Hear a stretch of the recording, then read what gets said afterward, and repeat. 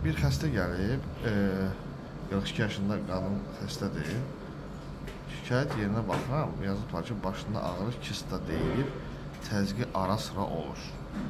Yəni, bilmirəm niyə belə olur, amma yəni bu xəstənin gördüyünüz kimi sol tərəfli egzoftalmusu var və bu vaxtda heç bir şikayətdə yazı yazılmır nədənsə, bilmirəm niyə, səbəb mi ola bilər, amma elə mən görüntünü açan kimi gördüm ki, sol tərəfli egzoftalmus var.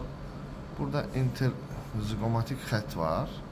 İnterzigomatik xətt orbita kənarlarından çəkilən xəttdir və göz almalarının interzigomatik xəttə münasibətində sol tərəfli egzoftalmus rahatlıqla seçilir. Ki, zaten bu xəttdə belə gərək yoxdur. Yəni, gör, belə bir şey. Və diqqətimi çəkdi ki, T2 sekvensiyalarında bu göz alması önə doğru sıxılmaqdadır. Sonra baxdım ki, bəs buna kontrast maddə də veriblər, yaxşı da veriblər və patologiya göz almasını önə sıxan görünüş kontrastlı görüntülərdə çox daha yaxşı prezentasiya olunur.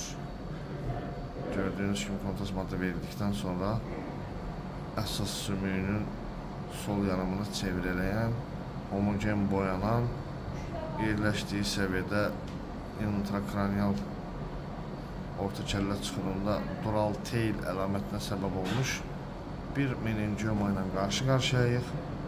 Söz edilən bu meningioma eyni zamanda orbitanın iç divarı boyunca da uzanır. Həmçinin əsas sümüyünün sol yarımının lateral qonşuluğu ilə də davam etməkdədir. Və bu en plak meningiomanın orbitanı önə doğru sıxdığı və bu səbəblə sol tərəfli egzoftalmusa səbəb olduğu görülməkdədir. İstədim sizdən bunu paylaşım.